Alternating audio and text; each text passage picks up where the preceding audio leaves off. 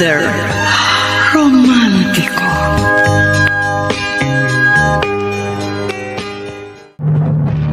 Binuntis mo ako, pero iba ang pinakasalan mo! Pananagutan kita, pero kahit kailan, hindi kita pwedeng ibigin! Oo, aminin ko, mahal kita. Nang dahil sa salapi mo. At nang dahil sa pag-ibig ko sa'yo, handa akong pumatay at mamatay! Katawan ko lang ang minahal mo, at hindi ang pagkatao ko! Mr. Romántico. Kumusta po kayong lahat, mga giliw naming tagapakinig? Inaanyayahan ko po kayong pakinggan ang pagsasadula ng mga liham kasaysayan ng pag-ibig na padala ng ating mga taga-subaybay at bibigyan buhay ng inyong mga paboritong bituin sa radyo. Mga kasaysayang nagtatampo ng mga pusong sugatan, mga pusong sawi, at mga pusong punong-puno ng pagmamahal. Dito sa ating tulang. Mr. Romántico.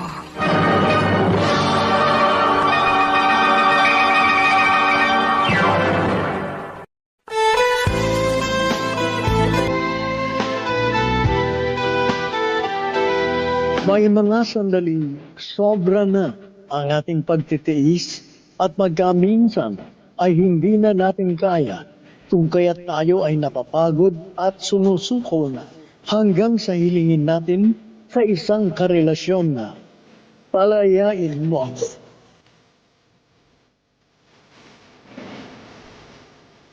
Magandang umaga po sa inyong lahat mga giliw naming taga-subaybay.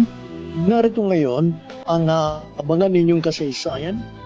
Ang sulat ay padala ng isa nating tagapakinig mula pa sa Orani, Bataan at siya'y nagpatago sa pangalang Clarice.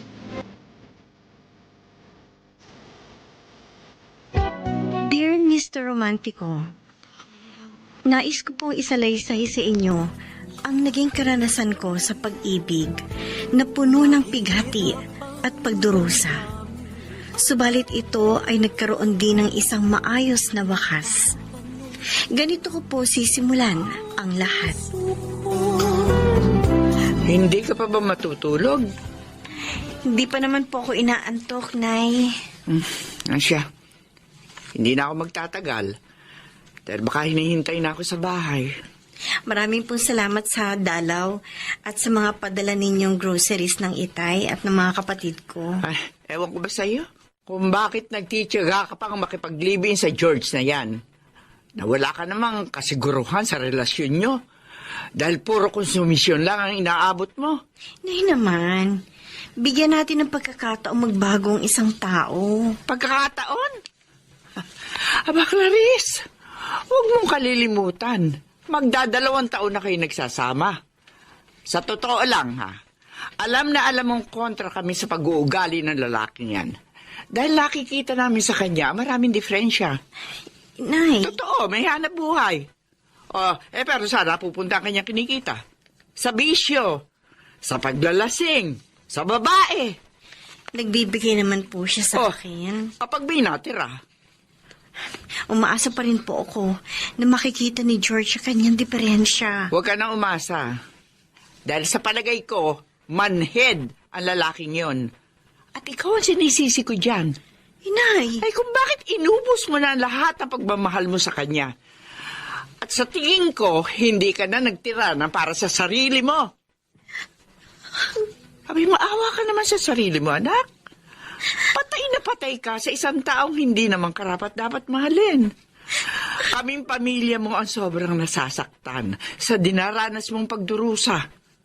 At wala kaming ibang hangad kung hindi dumating ang sandaling matauhang ka na at pahalagahan mo ang iyong pagkatao.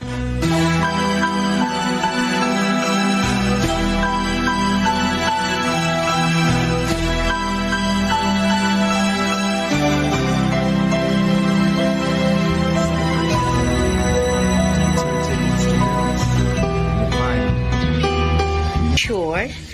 Live-in partner mo lang si Clarice? Trust me, Sandra. Kaya nga sabi ko sa'yo, iwan mo na itong beer house at tayong dalawang magsama. Handa kang hiwalayan yung kinakasama mo. Handang-handa. Basta't ikaw ang magiging kapalit niya. Oh, bakit ka natatawa? Parang gusto ko nang maniwala sa'yo. O, dapat lang naman. Dahil alam mong tuwing narito ako sa beer house, ikaw lang ang tinetable ko. Ganyan naman kayo mga lalaki. Bolero. Hindi, totoo ko sa'yo. Para bang gusto ko nang maniwala. Paniwalaan mo ko dahil katotohanan ang naririnig mo. Well, sige. Pag-iisipan ko mabuti ang offer mo. Kapag pumayag ka, ikukuha kita ng magandang apartment na matitirhan. Oh. Hindi tulad ng pipitsuging bahay na nirerentahan namin ni Clarice.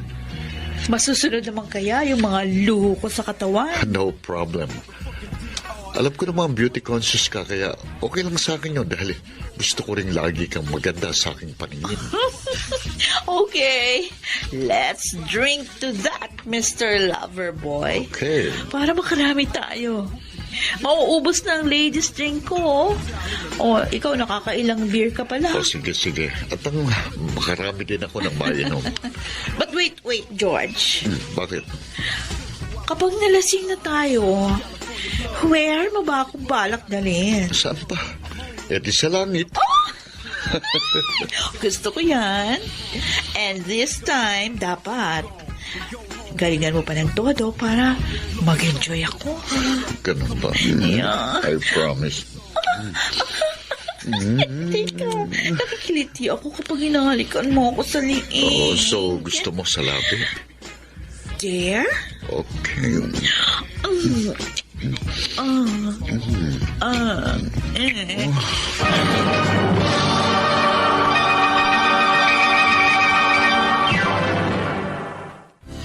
Mr. Romantico, marami na akong naririnig ng mga panluloko sa akin ni George. Subalit sadyang laging bulag ang pag-ibig. Sa kabila ng kanyang mga pagkukulang at kapabayaan, ay nananatili pa rin akong sa kanya ay nagmamahal.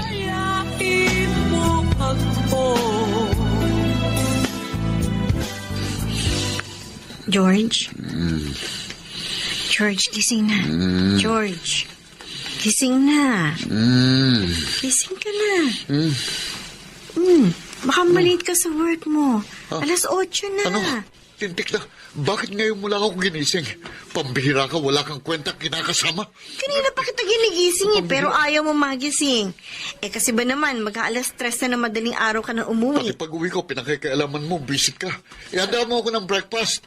Pati yung gagamitin ko pagpasok ng opisina. Bilisan mo! Huwag kang kukupad-kupad! Oo. Aray ko, sakit ang ulo ko. May hangover pa yata ako. Mas kinaligo na ako sa hotel after ng lovemaking namin ni Sandra. Pero ang husay niya, bilib ako. Kaya hinahanap kong galing niya sa kama.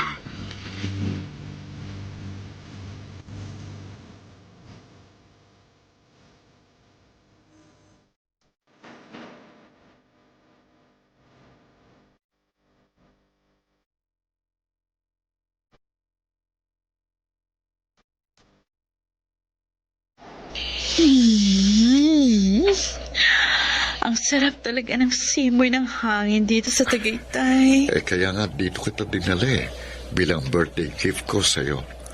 Thank you so much. Talagang pinaligaya mo ako ng husto. Oops. Baka hanapin ka na ng ka-live-in mo, ha? Sinabi ko sa kanyang may 1-week seminar ako sa Baguio. Kaya hindi na maghahanap yun. Kayo talagang mga lalaki. Maraming paraan na nalalaman basta ginusto nyo. Siyempre, dahil mas mahalagang kasama kita. Lalo na ngayon na yakap-yakap kita ng mahigpit. Habang nakatanaw tayo sa Taal Volcano. Baka mamaya, yung Taal Volcano mo biglang mag-erupt dyan, ha? Mamaya pa yan. Paghahandaan ko. Oops, wait. May call ako. Baka magigreet sa akin ng happy birthday. Sandali lang sasagutin ko, ha? Teka, bakit lalayo ka pa?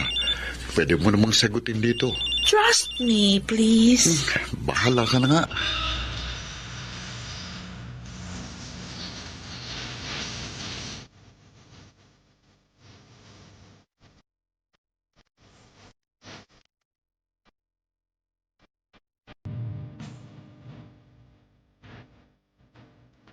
Happy birthday, anak. Thank you po, Inay. Hindi ninyo nakalimutan. Ano ka, bata nga? Ako ang nagsilang sa'yo. Paano ko makakalimutan yon? Oh, hala, ipatong natin sa mesa ang dala kong cake. Salamat po talaga. Si George, Pumasok na po sa trabaho. ano ba regalo sa'yo? Wala po. Ha? Okay lang po yun. Pira. Binati ka ba naman ng happy birthday? Ano po Nakalimutan. Ganon. Inay. Alam mo, ang tiyaga-tiyaga mo sa isang walang kakwenta-kwentang lalaki. Hala, sige. Magmahal ka ng taong wala namang pagpapahalaga sa'yo. At hindi ka na nga siguro minamahal. Siya nga pala, bago ko nga pala makalimutan, yung si Rodel na dating baliw na baliw sa'yo at sumampa sa barko dahil seaman, dumating na. Abay, kinukumusta ka? Ho? Oo.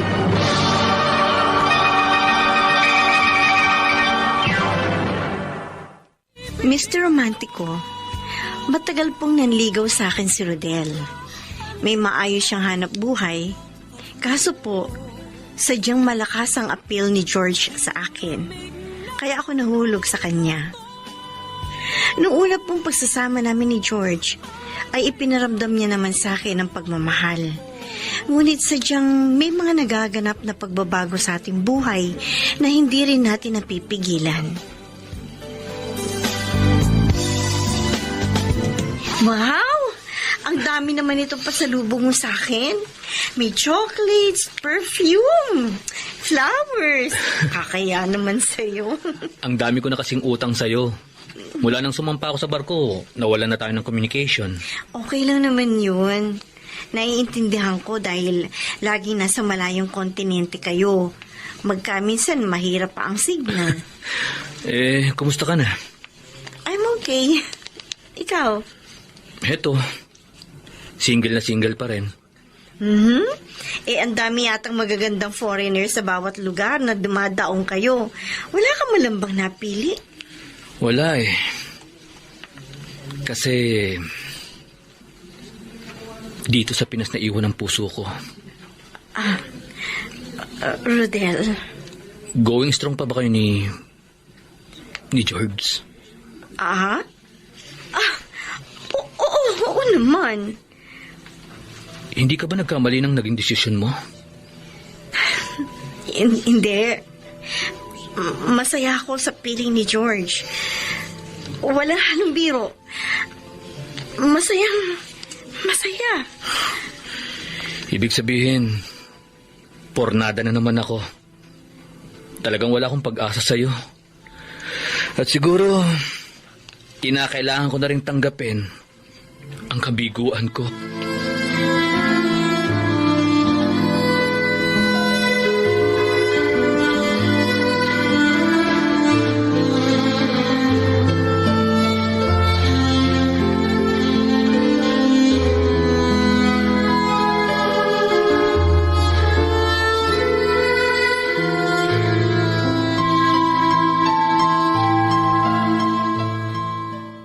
Bago ka pumasok, pwede ba makausap muna kita? Importante? Sobrang importante. Ano yun? Aminin mo man sa hindi. Damang-dama ko ang malaking pagbabago sa pagsasama natin. So? Alam ko, may ipinalit ka na sa akin. Kaya, yamang hindi na rin masaya ang pagsasama natin. Hilingin ko sa'yong... Ano? Palayain mo na ako. Yun bang gusto mong mangyari?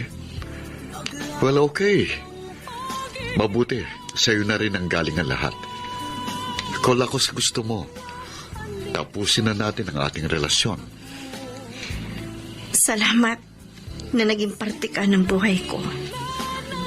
Wala akong pinagsisisihan sa ginawa kong pakikipag-live-in sa'yo. Sa kabila ng pagtutol ng pamilya ko, sumigi ako dahil yun ang dinidikta ng puso ko. pagmamahal sa'yo. Pero ngayong halatang halata ng kawalan mo ng interes at pagpapahalaga sa akin. Kaya nagdesisyon na rin ako. Wakasan ang lahat. At sana makatagpo ka ng isang babaeng higit pa sa ginawa ko ang kayang gawing sakripisyo. At sa paghihiwalay nating ito, wala akong ibang hangad kung hindi ang mata mo ang tunay na kaligayahan sa piling ng babaeng mamahalin mo habang buhay.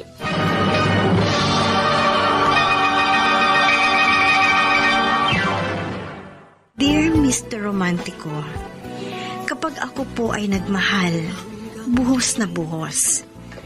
Ganun ang ipinaramdam ko kay George. Subalit, sadyang mapagbiro ang tadhana dahil sa kabila ng pagpapahalaga ko sa kanya, ay nagawa niyang pabayaan ang aming relasyon. Kung kaya, hiniling ko sa kanyang palayain na ako.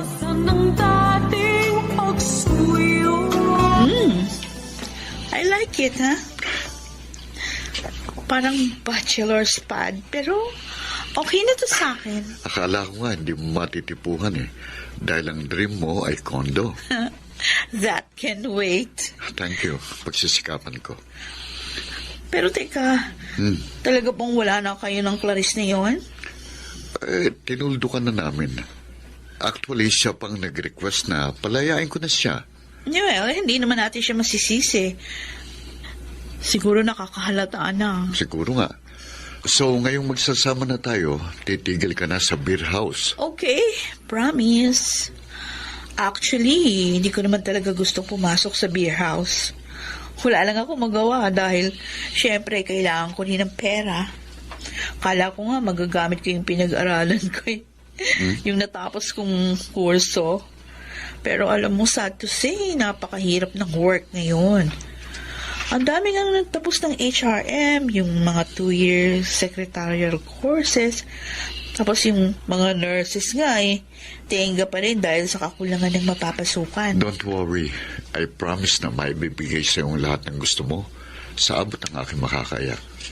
Basta't mahalin mo lang ako at wag na wag mong iiwan.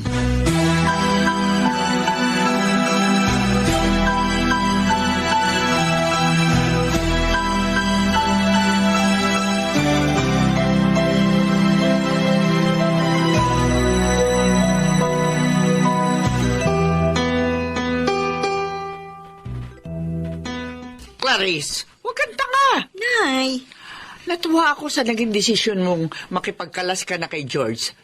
Pero buksan mo naman ang mga mata mo. Nariyan si Rodel, na sobra-sobrang pagmamahal sa iyo. ayoko pong isipin ni George na kaya hiningi ko ang aking kalayaan dahil may ipinalit ako sa kanya. Oh, kung ikaw nga, matagal niya nang pinalitan. Bakit ba labis ka pa rin nagpapakamartir? Alam ko labis ang pagmamahal mo kay George. Pero kung ikaw naman ay sobrang sinaktan, pinahirapan, pinarusahan, ibigyan mo naman ang pagkakataon ng iyong sarili para makahanap ka ng tunay na kaligayahan. At sana naman sa pagkakataong ito maging masaya ka na. Batid kong hinding-hindi ka magkakamali. Kung si Rodel ang pag-aaralan mong mahalin.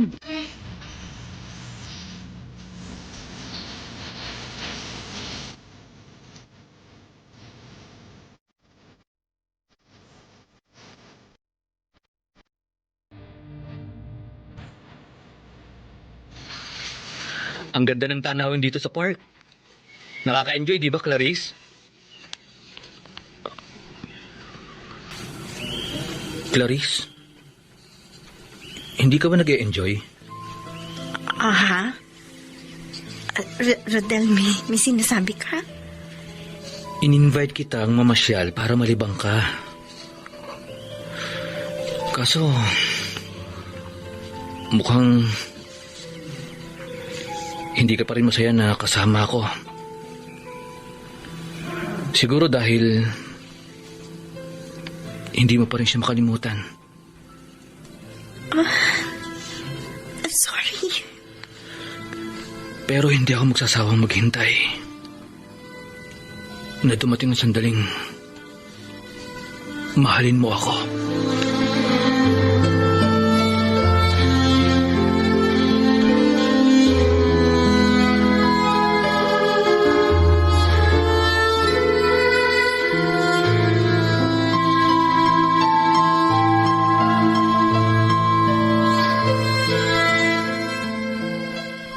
O Sandra, nauna pa akong umuwi.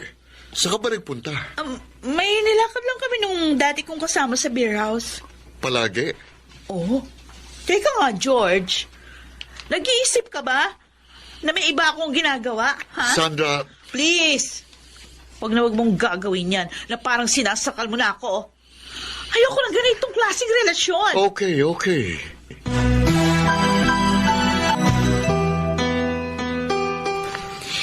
For several months, nakita ko ang tiyaga mo sa akin. Like ang pagiging thoughtful mo in some very important occasions, sa mga little things you do to me, they all means a lot. Yung mga pa-surprise na flowers, lahat ng yan, hindi nagawa ni George sa akin. Clarice, Pero ikaw, sobra-sobra mo kong pinasasaya, Rodel. At dahil dyan, hindi ka mahirap mahalin. you mean tayo na? Tinatanggap ko na ang pag-ibig mo. Yes!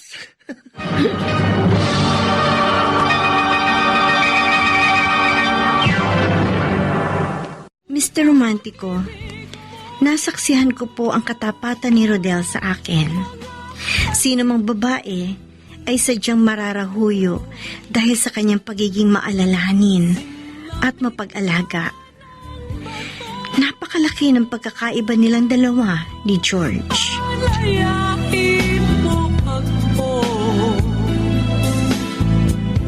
Kaming pamilya mo ay labis na nasisiyahan dahil sa naging desisyon mo. Salamat po, Inay. Alam namin hindi ka nagkamali sa pagkakataong ito. Mabait at mabuting tao si Rodel at magandang hangarin niya sa'yo. Sa madalas po namin pagsasama at pamamasyal, minsan ko pa pong napatunayan ang kanyang katapatan.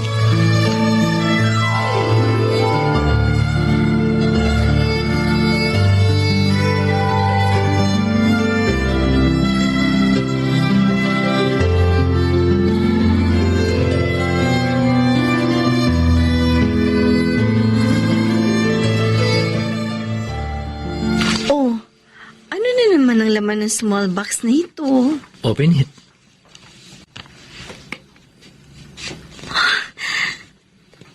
Sing-sing? Oo. Rodel. Nalalaman ko. Totally, hindi mo pa rin nakakalimutan si George. At hindi kita masisisi. Dahil almost 2 years din kayo nag-live-in. Up to now, nasa puso mo pa rin siya. Rodel. Kahit tinanggap mo na ang pag-ibig ko, hindi pa ako nakasisiguro na ako na lang mag-isa ang nasa puso mo.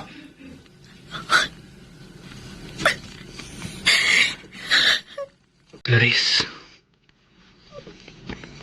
will you marry me?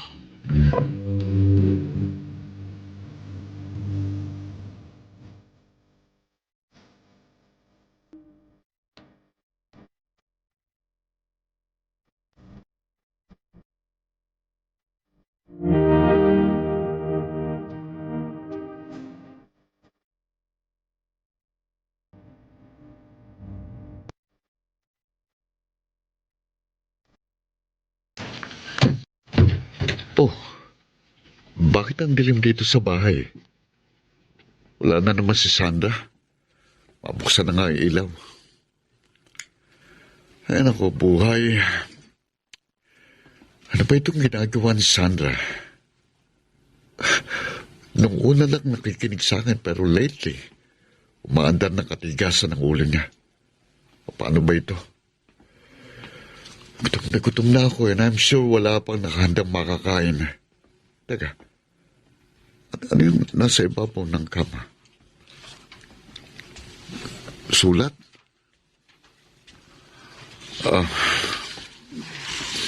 Sulat nga ni Sandra para sa akin. George. Hindi na kita hinintay. Actually, hinakot ko na lahat ng gamit ko sa aparador. Wala akong iniwan ni isa. Nagdesisyon na akong iwan ka. Kasi boring ang life ko pag ikaw ang kasama. I met Gerald. He's such a nice guy. Mas maibibigay niya sa akin yung lahat ng gusto ko. Galing siya sa mayamang pamilya.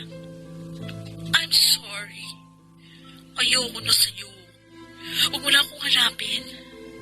At this moment, nasa Hong Kong kami para magbakasyon ng 3 buwan. Pagkatapos noon, pag-uwi namin, pakakasal na kaming dalawa.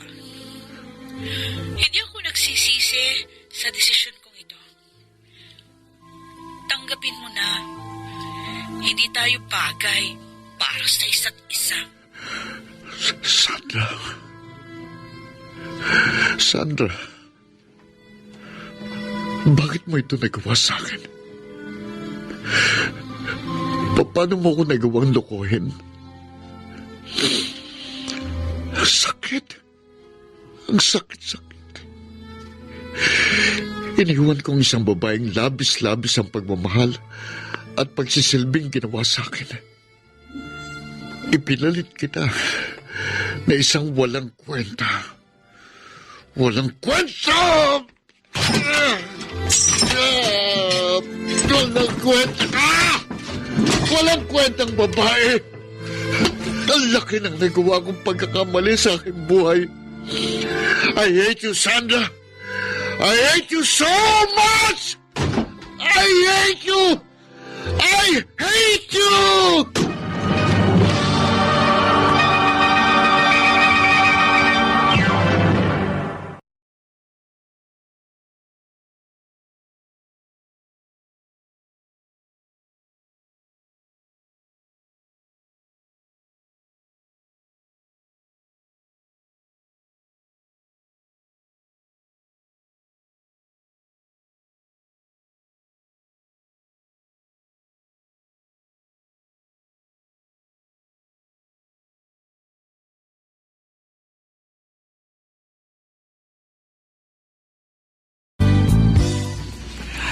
Nabalitaan mo na rin pala nangyari. Opo. Ayun, nakarma siya. Yan ang napala niya. Nakakaawa naman siya. Ano ka mo? Wala po. Alayain mo ako.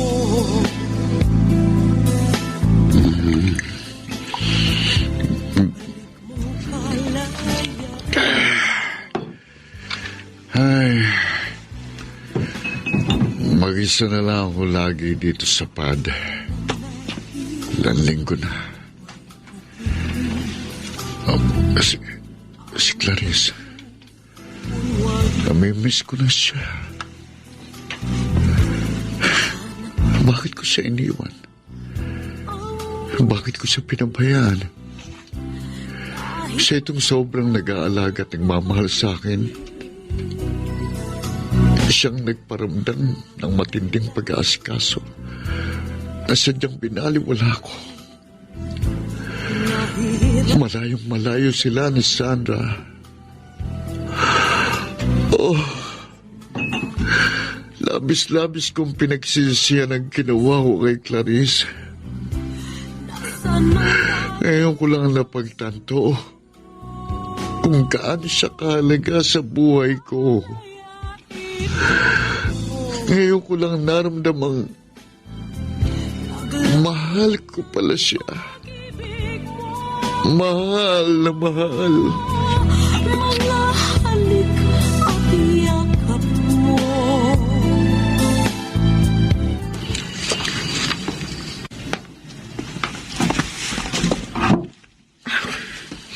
Ikaw pala ang bisitang sinasabi ng inay.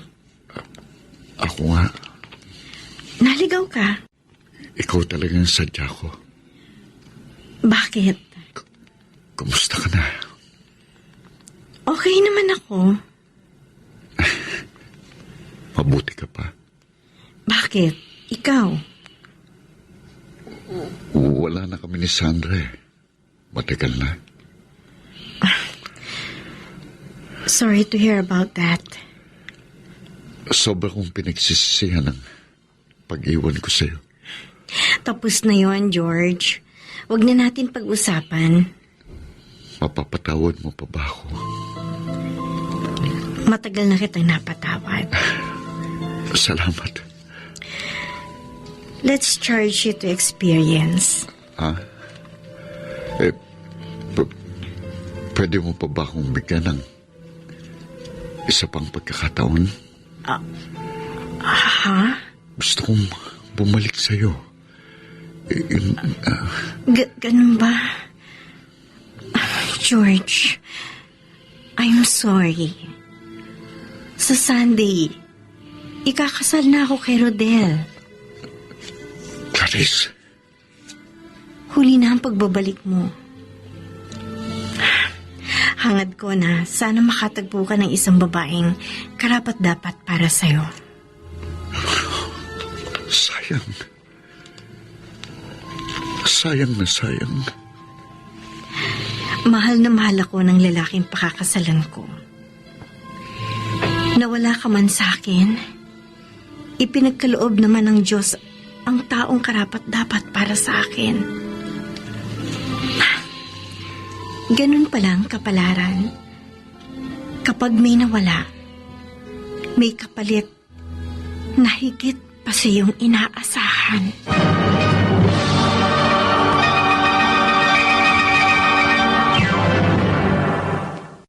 Mr. Romantico, kung bubuksan lang ang puso ko, makikitang may puwang pa rin si George dito.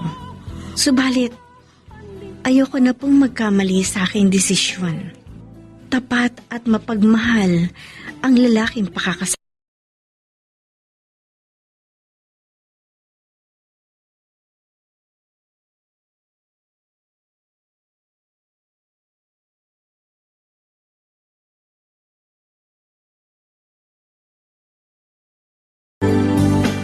Clarice, maraming salamat sa ibinahagi mong kasaysayan ng pag-ibig na harinawang marami ang nakarelate at ito'y kinapulutan ng aral.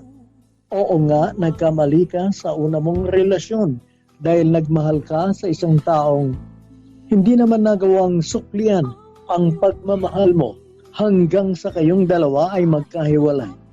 Subalit sadyang mabait ang Diyos dahil ibinigay niya sa iyo ang isang lalaking tapat kung magmahal.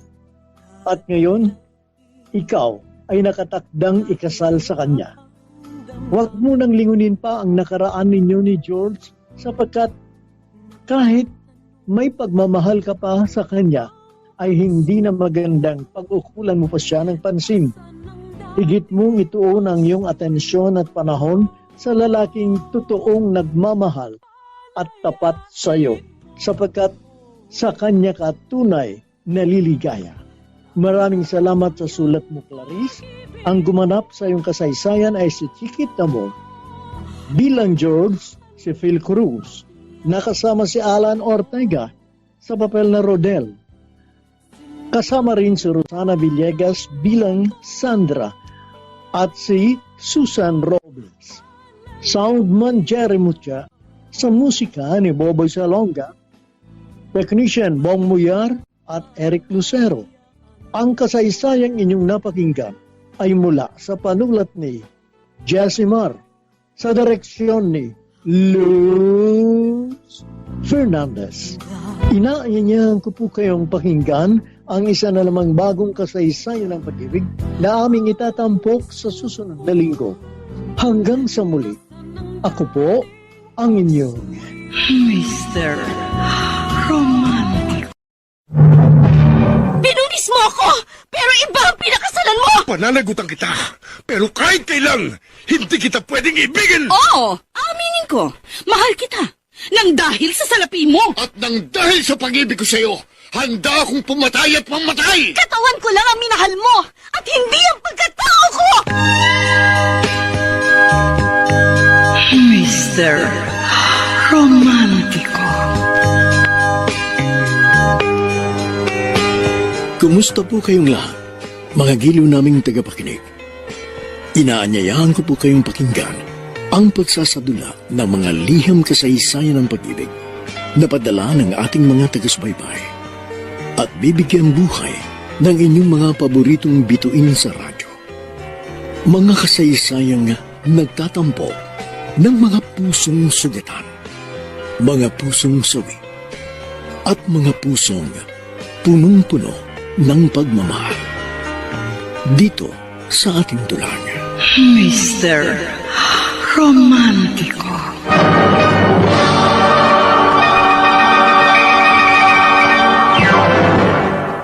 Ako ang kaagapay mo nang maanod ka sa dagat ng dalamhati.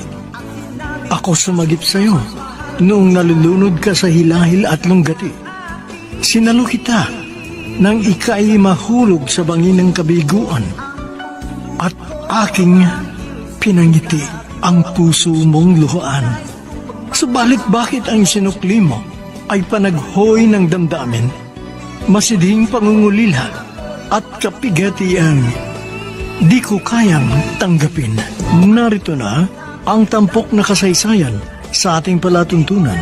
Ang sulat ay padala ng isa nating tagapakinig mula sa Kalumpit, Bulacan at siya'y nagpapatawag sa pangalang Rodel. Dear Mr. Romantico, isa lang po akong simpleng tao na namumuhay ng tahimik dito sa aming probinsya. Simpleng babae rin ang aking kasintahan. Ganun pa man, ay hindi ko masasabing simple rin ang kanyang pangarap sa buhay. Dahil may mga bagay siyang hinahangad na tagumpay.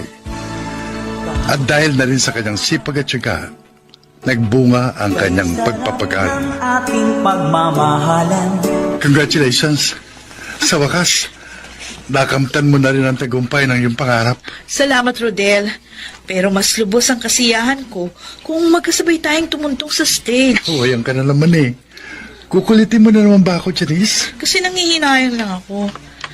Kung sumabay ka na lang sana sa akin noon. O, di nakasuot ka na rin ngayon ng toga. Kung kaya ko lang ba, bakit hindi? O bakit ako kinaya ko? Magkaiba kasi tayo ng plano. May plano kang makatapos ng pag-aaral. At may plano naman akong pakasalan ka. Siguro, sapat na yung naipon ko sa loob ng 4 na taon. Talaga lang, ha? Bakit?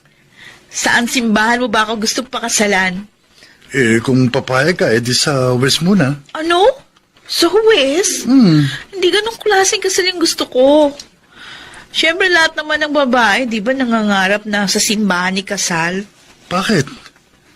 Ang granding kasal ba gusto mo? Hindi naman sa ganun.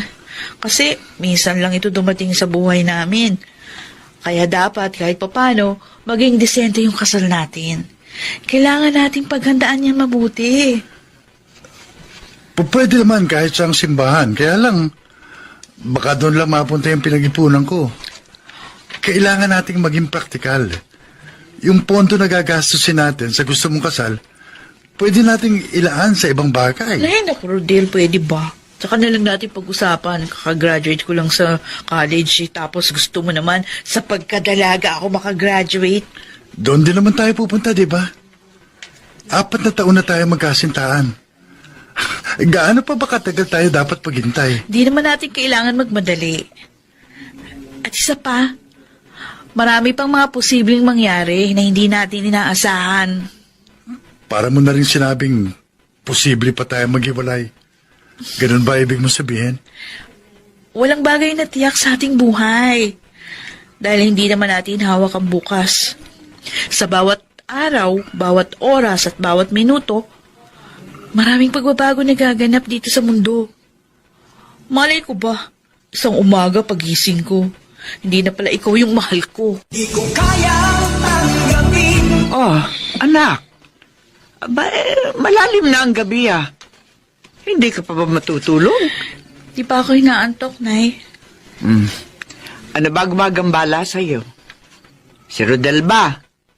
May problema ba kayong dalawa?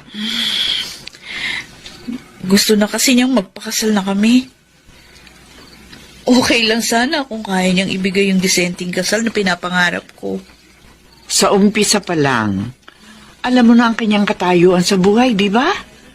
Kaya hindi ka dapat naghahangad sa isang bagay na hindi naman niya kayang ibigay. Nay, hindi naman ho yun talaga yung problema. Kasi marami pa akong pangarap sa buhay. At saka, wala pa ho sa isip ko yung pag-aasawa. Ano bang plano mo ngayon? Kasi, meron ho akong tinatarget na promotion sa pabrika.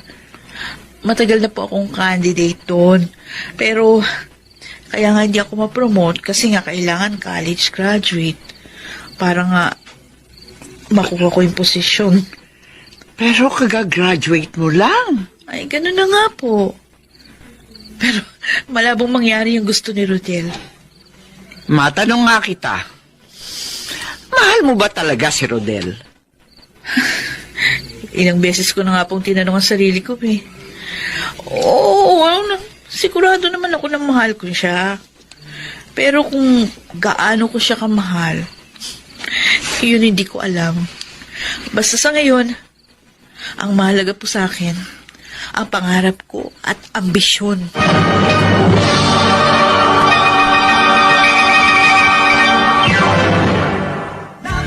Mr. Romantico, hindi ko po masisisi si Janice dahil kahit noong bata pa lang kami, ay paulit-ulit niyang sinasabi ang kanyang kagustuhang makaahon sa kahirapang aming kinagisnan. Kaya naman ganoon na lang kataas ang kanyang pangarap at inaasam niyang sa kanyang pagising ay hindi na lupa kundi ulap ang kanyang tatapakan.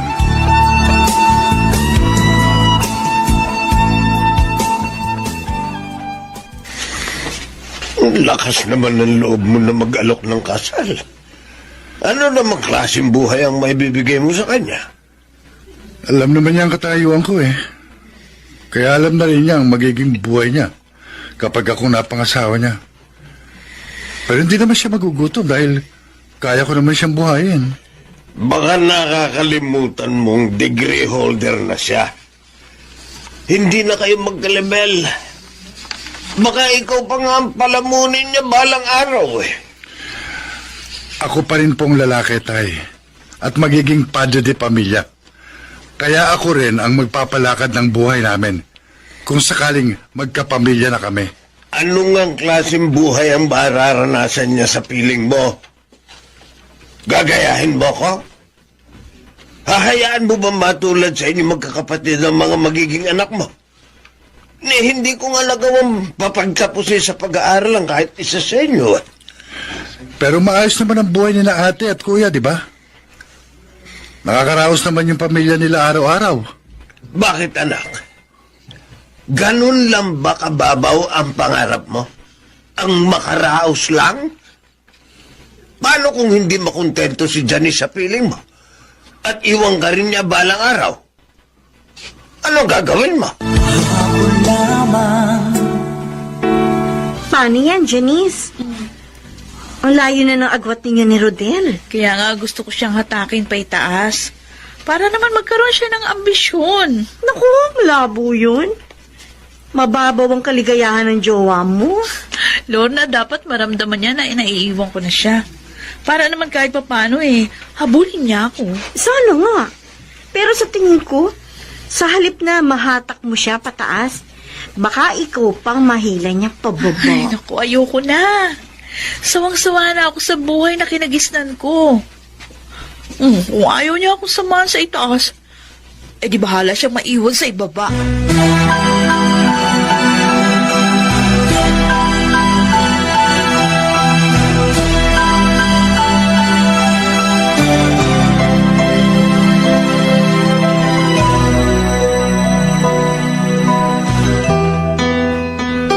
Rodel, hindi ka ba naaalangan kay Janice? lumalayo na yung nararating niya. Samantalang ikaw, nariyan ka pa rin sa dati mong kinalalagyan. Hindi na mahalagang katayuan namin sa buhay, Lorna. Dahil pareho na rin yun kapag kasal na kami. Bakit mo masyado kang atat na makasal kayo ni Janice? Natatakot ka ba? Na bigla siyang matauhan at magising sa kanyang bangungot? Grabe ka naman. Para mo na rin sinabing bangungot ako sa kanyang buhay. Wag mo naman sanang mamasamain, ha? Sinasabi ko sa'yo. Dahil yun naman talagang totoo eh. Kapag ikaw ang nakatuluyan ni Janice, mauuwing lahat sa bangungot ang kanyang mga pangarap. Wow. Sakit mo naman magsalita. Naku, sorry, Rodel. Gusto ko lang talaga maging prangka sa'yo. Kasi, hindi ikaw ang klase ng lalaki na papangarapin ng sinumang babae. Dahil wala ka namang maibibigay na magandang kinabukasan.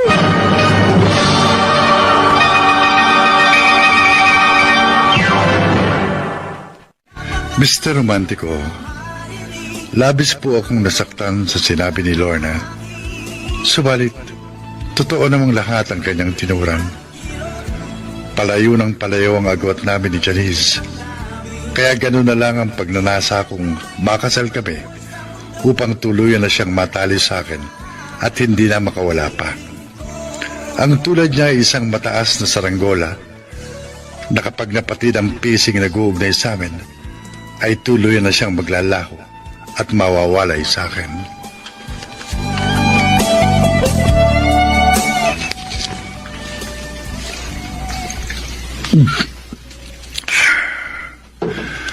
Sa bagay, totoo namang lahat ang mga sinabi ni Lorna.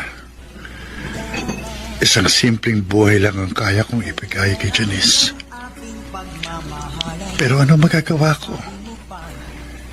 Hindi ko naman ginusto na maging ganito ang buhay ko. Itong uri ng mundo na aking kinagisnan. At hindi ko nakasalanan kung isinilang akong dukha. Pareho lang ang mundong ginagalawan namin ni Janice. Kaya dapat nauunawaan niya ako. Nay, may good news po ako. Na-promote na ako. Oh! Talaga, anak? Opo. Di ba dati kang supervisor? Ano na ngayon ang posisyon mo? Department head na po. Kung ganun ba? Naku, anak, congratulations! Kaya lang, Nay, may konting problema. Kasi malilipat ako sa main office sa Manila. Baka doon na ako magstay. Magkakalayo na po tayo. Ayos lang yun, anak. Hindi naman kalayo ang Tumbulakan sa Maynila. Pero, paano pala si Rodel? Magkakalayo din kayo. Papayag naman kaya siya? Yun na nga po pinoproblema ko. Ibagkasiloso pa naman yun. Kung talagang mahal ka niya, hindi siya dapat humadlang sa mga magagandang pagkakataong dumarating sa buhay mo. Opo. May tao sa labas, Oo. Tsaka parang familiar sa akin ang kanyang boses. Janice? Ay, Nanay Adela? oo nga. Andyan po ba kayo? Tama kayo, Nay. Parang kilala ko na kung sino siya. Sandali lang po't lalabas ako.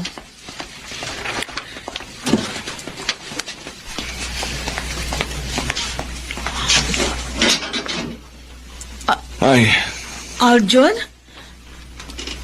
Ikaw nga ba yan? ako nga ito, Janice. Kumusta ka na?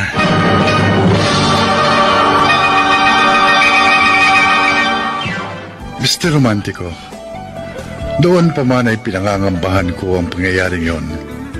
Ang pagbabalik ng aking dating kaibigang sumira ng inaasam kong kaligayahan.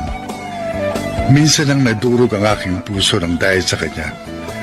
At hindi ko nahahayaan pang muli na gunawin niya ang aking mundo. Hindi na ako papayag na maulit pang magkagutay-gutay ang aking pag-asa at gumuho ang aking pangarap. Ang sabi mo pa. Anong ginagawa mo dito? Janice, patawarin mo ako. Ang buong akala ko kasi, maunawaan mo ko. Anong klase pang unawa gusto mo? Kahit sino, hindi maunawaan yung kataksilan na ginawa mo. Hindi kita pinagtaksilan. Ano? Nakipagrelasyon ka sa isang mayamang matrona. Hindi ba yung kataksilan? Oo. Kapit sa patalim ang tawag doon. Yun ang problema, Aljon. Ikaw ang kumapit sa patalim. Pero akong nahiwa at nasugatan. Sakit. Napakasakit tong ginawa mo. Nagawa ko lang yun dahil gusto kong matupad ang ating pangarap. Na magkaroon ng marangyang buhay. Yun naman ang gusto mo, hindi ba? Ako pa ngayon ang idadahilan mo? Oo, nangangarap ako ng magandang buhay. Pero hindi sa ganong paraan. Hindi na ako makikipagtalo. Aminin ko, mali na ako, mali. Kaya patawarin mo ko kung nasaktan kong damdamin mo. I'm sorry, Janice. I'm very sorry. I'm sorry. Ganun lang yun? Janice, please, pwede pa tayong mag-umpisang muli. Kalimutan na natin ang nakaraan. Tapos na yun eh. Ang importante, nagbalik na ako. Narito ako para punan ang aking mga pagkukulang. At tuparin ang aking ipinangako. Sabihin mo lang kung kailan at saan handa kitang pakasalan. Naglaho kang parang bula. At ang tagal mong nawala pagkatapos bigla ka nalang lilitaw.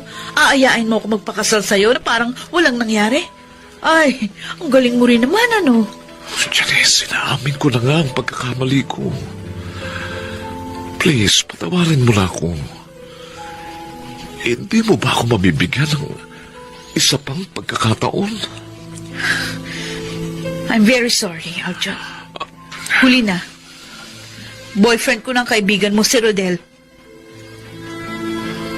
Kasintahan mo pa lang siya. Hindi mo pa siya asawa. Kaya anumang oras, pwede pa magbagong isip mo.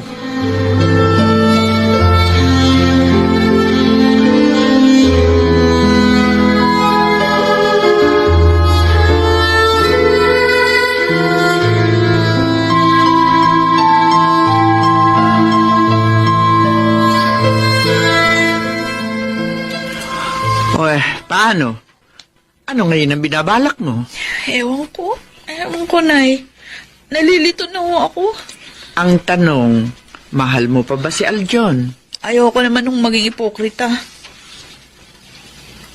Kahit noon pa man ang umaasa pa rin ako, na balang araw, babalikan niya ako. At ngayon nagbalik na nga siya. Hindi ko alam kung anong gagawin ko. Aba pag-isipan mo yung mabuti, anak. At sana nga, ay hindi ka magkamali sa iyong magiging pasya.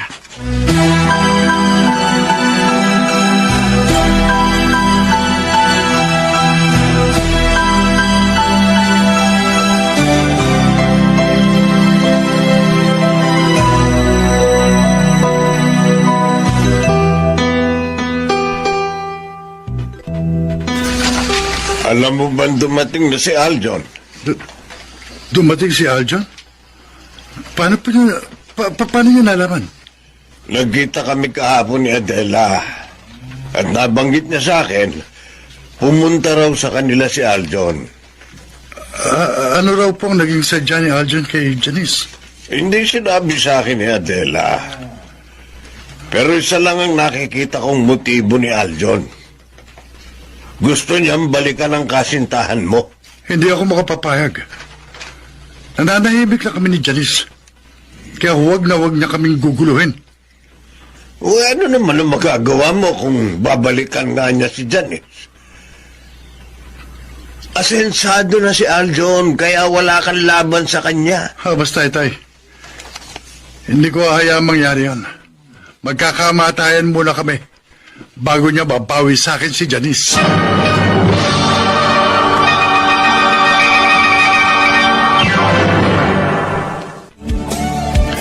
Mr. Romantico, noon pa man ay nangangamba na kung darating ang ganitong pagkakataon at batid kong tagilid ang aking laban kay Aljon dahil hawak niya ang alas. Subalit ako ang may hawak ng korona. Ako ang kasalukuyang kampyon sa puso ni Janice. Kaya hindi ko hayaang mabawi yun ng dating kampyon. Ano yan? Bagong cellphone. Latest model na yan. Bakit ko naman kukunin yan? Pasalubong ko sa'yo. Oh, ayaw mo ba? Pasalubong o suhol? Ha? Ano palagay mo sa akin? Bata na bibigyan mo ng candy para utuin?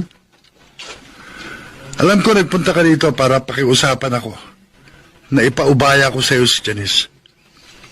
Ngayon pa lang, prangkahan na tayo. Hinding-hindi ko hahayaang makuha mo siya sa akin. Rodel, baka nakakalimutan mo na inihabilin ko lang sa'yo si Janice. Hindi ko siya ibinigay sa'yo. Pinabayaan mo na siya at inabando na. At higit sa lahat, pinagtaksila mo siya. Kaya wala ka ng karapatan. Ako ang tunay na nagmamahal sa kanya. Alam mo, Rodel, kung talagang mahal mo si Janice, ang iisipin mo ay ang kapakanan niya. Di ba? Bakit? Ano bang klaseng buhay ang kaya mong ibigay sa kanya? Ha? Gayong mas mahirap ka pa sa daga eh. Wala siya magiging magandang kinabukasan sa'yo. Ang yabang mo naman. Nakatikim ka lang ng konting tagumpay, akala mo kung sino ka na?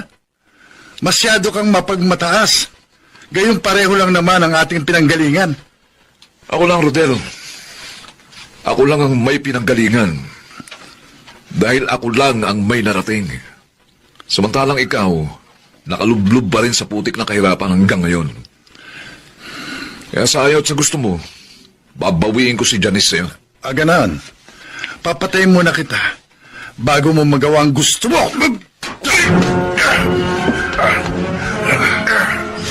Ikaw ang papatayin kong hudas ka! Tama na yan! Huwag kayong mag-iskanda ito! Mga kapitbahay! Tulungan niyo ako! Awatin natin ito! Oh, nagagala. Ay, ano ba? Bakit naman kasi nakipagsuntukan ka sa kanya? Tuloy, yan na pala mo. Puro pasaya mukha mo. Okay lang. Mas marami yung black eye niya kaysa sa akin eh. Pasalamat pa nga siya dahil may kapitbahay kaming barangay tanod ng mawat sa amin. Kung hindi, baka napatay kong sila ulo ngayon eh. Pareho lang kay sira ulo. Ayo. Kailangan ba talaga na magpatayang kayo ng dahilan sa akin? Oo, Janice. Nakahanda ako ipaglabang ka kahit hanggang sa kamatayan. Ayoko nang maulit pa ito, ha? Ayoko masira ang pagkakaibigan nyo ng dahilan sa akin. Kaya sana, magkasundo na kayo. Dahil kung hindi... Kung hindi, ano? Makikipaghiwalay ka sa akin? Tapatin mo nga ako. Mahal mo pa ba ang hudas na yun? Rodel, O bakit hindi ka makasagot? Tama ba ako? Nagpauto ka na naman ba sa kanya? pwede ba huwag na natin siya pag-usapan? Dahil hindi mo kaya sagutin ang tanong ko, ganon? Huwag mo akong pipilitin. Baka hindi mo magustuhan yung isasagot ko. Sabi ko na nga pa eh. Mukhang nauto ka na naman niya. Siguro, kung ano-anong inalok niya sa'yo, Ano? na hindi mo matanggihan, ano? Bakit anong palagay mo sa akin? Mukhang pera? Ganyan ba? Ganyan na ba pagkakakilala mo sa akin? Bakit? Yun naman ang totoo, di ba? Na naghahangad ka ng marangyang buhay? Lahat naman siguro ng mga dukha. Naghahangad na makaahon sa kahirapan. Ikaw lang naman ang kontento na sa kalagayan mo eh. Paano? Wala kang ambisyon!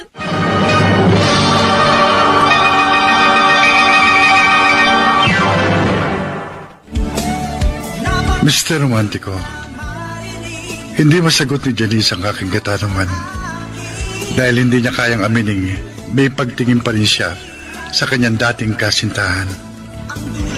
At hindi niya yon maaaring ikaila dahil nababasa ko sa kanyang kilos at pananalita na meron na siyang alinlangan. Ang isang paa niya ay gusto pa rin sumama sa akin at ang kabilang paa niya ay nais nang bumalik sa dati niyang sinisinta. Grabe ka, friend. Ang haba ng hair mo. Sumasayad sa lupa si sobrang haba. At sa palagay mo, natutuwa ako, Lorna. Sus! Kunwari ka po. Ano? Kinikilig ka naman di ba? Kinikilig ka ng bongga. Biruin mo, halos magpatayan sila ng dahil sa'yo. Pwede ba huwag kang magbiro ng ganyan? Hindi nakakatuwa. Alam mo, sa katunayan nga, pinapasakit nila ang ulo ko. Dahil nalilito ka na. Kung ikaw ay nasa sitwasyon ko, anong gagawin mo? Hindi ka rin ba malilito? Syempre hindi. Dahil very obvious naman kung sino ang dapat kong piliin. Of course, kay Aljon ako. O sa'yo. Madali lang sa'yo magsalita. Kasi wala ka sa kalagayan ko. Okay, ganito na lang. Tutulungan kitang mag-analyze.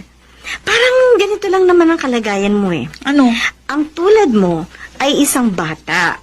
Tapos, merong isang candy at isang kahong tsokolate ang nasa iyong harapan. O ngayon, alin ang pipiliin mo?